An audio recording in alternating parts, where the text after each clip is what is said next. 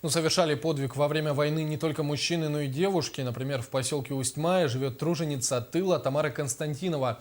Великую Отечественную она проработала сначала в госпитале, потом на авиационном заводе в Иркутске. Что пришлось пережить ветерану в те годы, узнал Юрий Таюрский. В Иркутске встретила начало войны тогда еще 14-летняя Тамара Константинова. Отец ее сразу же ушел на фронт. Старшая сестра Лида выучилась на радиста и была призвана в армию.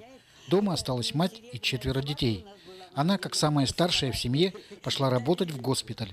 До сих пор она с ужасом вспоминает, что ей довелось там увидеть. Санитарки, девчонки, все молоденькие работали. Стирали все вручную. Стираешь, и вот в этих бинтах, вот эти вот в материале, то глаз найдешь, то кожу найдешь, то палец найдешь. И вот прямо трясет, все это, и плачешь, стоишь. Что приходилось пережить 14-летней Тамаре и ее неокрепшему детскому сознанию, порой и взрослые не выдерживали, не то что дети. Потом пришла маме, когда стала все рассказывать, она мне говорит: давай уходи совсем, не работай, ничего не надо работать. Но голод и нужда все-таки заставили девушку опять пойти на работу.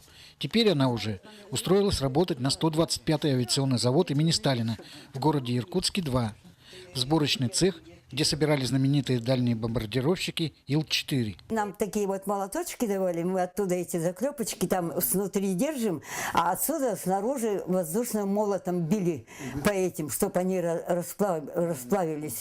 Так я на этих самолетах столько налазилась, насиделась везде кругом. Она и победу встретила на этом заводе. Отчетливо помнит, что в этот день им разрешили выйти на секретный полигон, где проходили испытания, сделанные их руками самолеты. И они, подростки, с гордостью смотрели в небо, где на бреющем полете над ними пролетали их самолеты, махая крыльями, словно отдавая должное маленьким труженикам войны. Юрий Владимир Таюрский, Тимур Канаев, НЛК СХ, Усть-Майский улус.